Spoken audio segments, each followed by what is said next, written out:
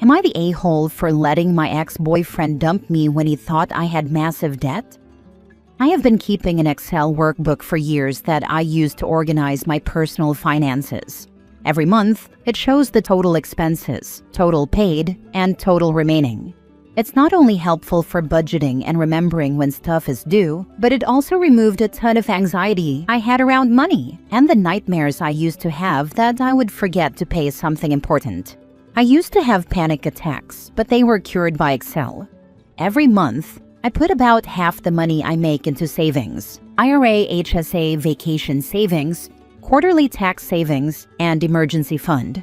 My only debt is about $500 of a surprise $1,500 vet bill and my car loan, which has a payment of $200 per month and will be paid off next year. I could pay off the car and vet bills right now, but having an emergency cushion that could cover all my bills for 3 to 5 months makes me feel safe. I give myself a weekly allowance of $150 that I can spend however I want. Dates, movies, going out with friends, etc. Since my ex and I were becoming a little more serious after 6 months, we had a discussion where we decided that if things progressed, our finances would be separated, and if we moved in together, we would both pay half of all expenses. This would save us both a lot of money monthly. Well, he used my laptop where I keep the Excel document minimized. He accidentally brought it up, and here is where the conflict began. I put everything on my credit card every month. I really want to be able to travel, and getting mile rewards is the only way I can justify the expensive flights to the places I really want to explore. I put everything, rent, groceries, gas, utilities, even my quarterly taxes on it. Last year, I was even able to redeem a ticket for a friend to go with me to France. I covered all the flights as well as half the Airbnb. I can't put the car payment or vet bill on the card, but everything else goes on my miles card, which I then pay off a couple of days after paying my bills when the balance settles. I put the amount that would generally equal my credit card balance after paying bills in a spreadsheet as well, mainly as a reminder to pay the balance because I'm paranoid that I'll forget to pay it 1 month. Remember, this is a therapeutic spreadsheet. However, he saw all my expenses laid out and the total at the bottom and thought my expenses were nearly double what they are, since the total includes the credit card payment. I guess he also assumed that the credit card payment was the monthly minimum or something, which would have made the balance insane. He also noted that I had Macy's, VS Secret, and Best Buy lines in the spreadsheet and assumed I had maxed out retail cards. Although the amount to pay was at zero, I just leave them to remind me when the due date is, in case I use them to get something discounted. So he stewed on it for a few days and then sat me down, said he had been thinking about what he found, and told me that he couldn't stay with me if I was going to be irresponsible, and that if I didn't start calling every credit card I had right then in front of him to cancel and shred the cards in front of him, then he would break up with me. He kept talking over me about it. I tried to tell him about my savings and the fact that my actual debt was less than $4,000. He didn't believe me, called me a liar, and said he couldn't trust me, so he dumped me. I cried with some friends who were shocked, since I have sat down with several of them who have asked to help set up a similar system of their own to help pay down debt and start saving. I guess the truth got back to him. He was mad that I let him break up with me. Even though he makes more than me, I am much better off than him apparently, and he is really upset, since if we had moved in together, I would have been completely capable of covering my half, and he would have liked that I had a pretty large chunk in savings. I had also told him I would get us both tickets to Italy for our 1-year anniversary. I honestly don't know if I am the a-hole or not. I could have explained the situation more clearly and calmly, and been a little more forthcoming and transparent with my finances from the start. However, the moment I was confronted, I felt completely blindsided. I felt like my privacy had been violated, and I felt that receiving an ultimatum without even hearing me out was a deal breaker for me. But now my friends are expressing that I may be passing up a nice guy over a misunderstanding, and that if his assumptions were correct, he would have been right. I feel like I don't want to spend time with someone who would talk to me that way, but maybe I should work a little harder to make it work? Am I the a-hole? Now for the top comments. not the a-hole, and you dodged a real bullet. You can't build a life with someone whose first instinct is to accuse you and dump you. You told him the truth. He refused to believe you. Do you realize how messed up that is? If my husband found something like this and misunderstood, he wouldn't even dream of doing this. He would simply want to discuss it with me. His reaction tells you everything you need to know about him. He's just mad now because you could be paying half the bills, and he could be saving more money. Don't even think about going back to this guy. You told him the truth. He refused to believe you. Do you realize how messed up that is? Not to mention just stupid. Like he wholeheartedly believed the spreadsheet she created, but not her explanation of how it was set up and works. You saved yourself from a partner who cannot handle adult discussions and may leave you at the drop of a hat. He also doesn't have personal introspection or accountability. He has no clue about money management either. I think part of the reason he is so angry is because if we moved in and I paid half of everything, it would have cut his own bills by almost half. I had also said that when we hit the 1-year anniversary, I would get us tickets to Italy. He's always wanted to go, as well as pay half of a reasonable Airbnb. I don't think he has a lot of debt. I know that he has a truck payment that is pretty high every month, but he also spends every dime he has. He will have a pension when he retires, but no real savings.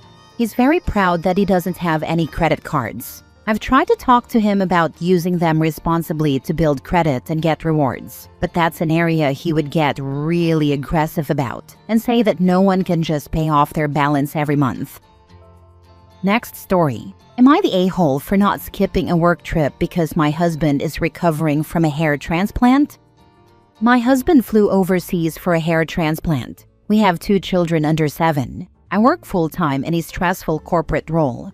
He never plans or researches in advance. I am supposed to go on a work trip for 2 days to a 2-day work planning retreat. It is important exposure. He will be post-op for 3 days by the time I leave. Last night, he texted that he needed me to cancel my trip because he is recovering from surgery. To put him first, and I'm going to be beyond mad if you do this to me and do not put me first the one time I am asking, and that if I go, he won't take the kids to school. His head may be sore and bald, but should not impede a pickup and drop off. My trip has been planned for about 6 months. His main gripe is that he will be seen so close to surgery. He did not need to choose this date, and up until yesterday, this was the plan. He told me my trip is stupid. I put everyone first, but I don't think I need to stay home and miss something so important for this. And I also think it is selfish to be saying this to me. I am always impacted by his last-minute changes and impulses. I am supportive of doing something that makes him feel better about himself, but why should I miss this last minute? Am I being selfish, or is he being selfish? He's being selfish as heck. For trying to guilt you over a hair transplant, he planned poorly. Go on your trip, he'll survive. He is manipulating you to do what he wants. Tell him to either cancel his operation and be a grown man, or go through the surgery and be a responsible adult and do what he needs to do for his family. Either way, tell him to grow up. Concentrate on your career. You'll need the income later. Not the a-hole. He is not bedridden. He is not bleeding out. He is not even recovering from something you agreed to or planned around. He literally chose to book a cosmetic surgery without coordinating with you during a time when he has actual parenting duties. And now he's holding your career hostage because what? He's embarrassed to go outside with a healing scalp? This man is not asking for support. He's demanding sacrifice. And the second you push back, he threatens to not take care of his own kids. That's not about being post-op. That's about control. And if you keep letting him do this, it's never going to stop. You deserve a partner who respects your time, your job, your life. Go on the trip. Let him sit with his choices and his ice pack. If he could fly home from overseas, he's fine. My plane back from Turkey was about 50% full of hair transplant trippers. They all seem to have managed the flight home okay. Next story. Am I the a-hole for abandoning my so-called family after discovering the truth? I'm a 32-year-old man, and I've been married since I was 20. My wife and I have a son who's 9 now. She's the same age as me. Lately, I found out that my wife has been cheating on me. I caught her red-handed. I won't go into the details, but I had suspected it for a while. She was just very good at hiding it and lying. We decided to stay together for our son, and we're halfway trying to work things out. During that time, I was living in a hotel. One night I ran into her best friend, someone who's known for sleeping around, and we ended up drinking and hanging out. She stayed over at my hotel room, but nothing happened. She did try to kiss me, but I couldn't go through with it. The next morning, my wife showed up unexpectedly. We ended up having a huge fight. There was a lot of yelling. The police got called, and I got kicked out of the hotel. In the middle of the fight, she shouted that our son wasn't even mine. At first, I thought she was just trying to hurt me, but I couldn't shake it. So I got a DNA test. She wasn't lying. What made it worse was learning that 2 years ago, the real father had threatened to take her to court unless she let him see the kid. Since then, she's been taking our son to see his biological dad once a month, and I had no idea. What hurt most was that my son knew this whole time and never told me. That night, I packed up and left. I haven't spoken to either of them in over 6 months. Edit. To clear things up, yes, it's been 6 months since I left. For those worried, I'm not going to do anything reckless. I appreciate the concern. Honestly, the heartbreak from my son hit harder than anything my wife did. I always expected she might betray me, but not him. Him keeping that secret from me broke something inside me. It's hard to believe anything anyone says anymore. I don't think I'll ever fully trust people again. Since then, life's been rough. I quit my job when it all happened. I've been arrested twice for a public intoxication. Now, I'm living in my car, trying to get by with DoorDash and Instacart. Money's tight. I'm hoping I can afford a hotel room soon, just to have a bed again. As for my son, he seems okay from what I can tell on Facebook. I don't think my wife got into a relationship with the bio dad, but it looks like our son is spending a lot of time with him now. As for me, I'm just lost. That's the truth. Now for the top comments, not the a-hole, and go full-on nuclear with a divorce because you should have filed for a divorce when you caught her, instead of staying married to a cheater. Expose her to everyone she knows, and sue the real dad for knowingly letting you raise his kid.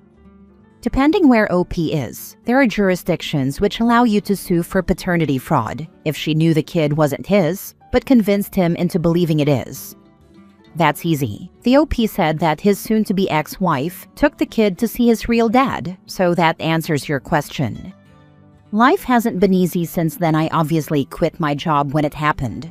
Have you looked into assistance for someone in your situation? I mean shelters and such, as well as financial help?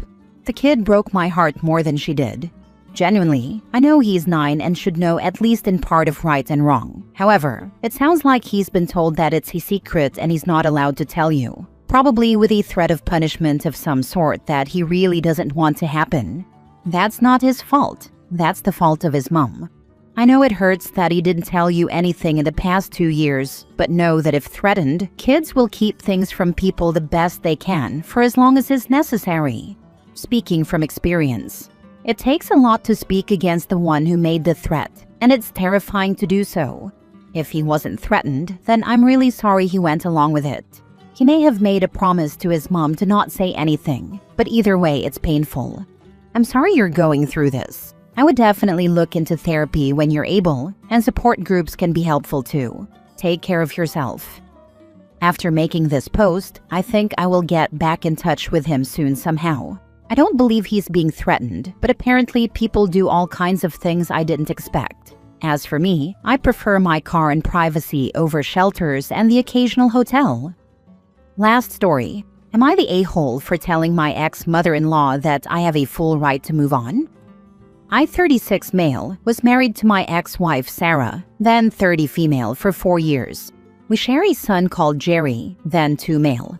Approximately 6 years ago, she ran away with Jerry. We were going through contentious divorce proceedings, and she had filed for 100% full custody. When she realized I was also filing for 50-50 custody, she completely disappeared along with Jerry. She was supposed to drop him off one weekend evening, and she just didn't.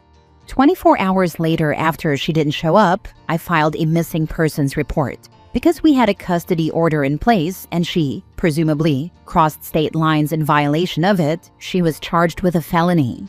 However, and this is where it's the weirdest part, it's as if she has completely disappeared without any trace. The police and the FBI have been actively searching for the past 5 years, but there were absolutely zero leads whatsoever. The cops declared it a cold case, even though they haven't stopped investigating. According to laws of our jurisdiction, after a year, thus 7 years since the event, both of them would be declared legally dead. I've been living my life in limbo. I don't know whether my son is alive or dead. He'd be 8 next week. I miss him so freaking much. He was the light of my life. However, I realized I couldn't live like this forever. I started dating again and have gotten to a stable and healthy relationship with my current girlfriend. She knows everything.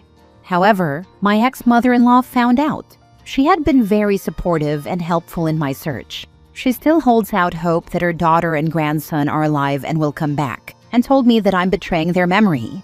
I told her I have a right to move on. Am I the a-hole?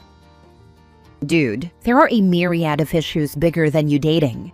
Are you okay? I cannot imagine my ex disappearing with our children, then never seeing them again. To address the dating thing, your mother-in-law is a moron. You're supposed to spend the remainder of your life alone because she thinks it would betray their memory? No, dude, live your life and try to find some happiness. You've lived in this nightmare long enough. I'd create social media account and post birthday wishes, Merry Christmas, etc. So when he returns, he'll know you never forgot about him. Keep a journal or create an email and send emails about him so you can give him the email to read when he returns. I'm so sorry the hell you're going through. Just because you are finally moving on doesn't mean you've given up looking or thinking about your little boy. Not the a-hole. I wish you all the best and pray one day your son returns. Not the a-hole. But I call BS on the ex-mother-in-law not knowing where her daughter and grandson is. Get an aged photo of your son created, and then pay for an ad on Facebook and YouTube, and post both Sarah's and Jerry's updated photos in the vids. If they are out there, the ads will reach the people they know. Next, for the ex-mother-in-law, what has been her traveling history since the duo went missing?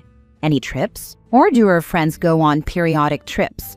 If mother-in-law was involved, then either a family member or close friend helped. Any other female relatives or a close female friend? I say this one, since me and my sister can use each other's IDs and no one would notice. Same with an old BFF from high school. Anyone having issues with stolen identities? Also, invest in a private investigator and have them check mother-in-law's finances and see if any random payments are going out. Yeah, I'm going to say she's taking an opportunity to make you feel bad because she can, but I also think she knows where they are.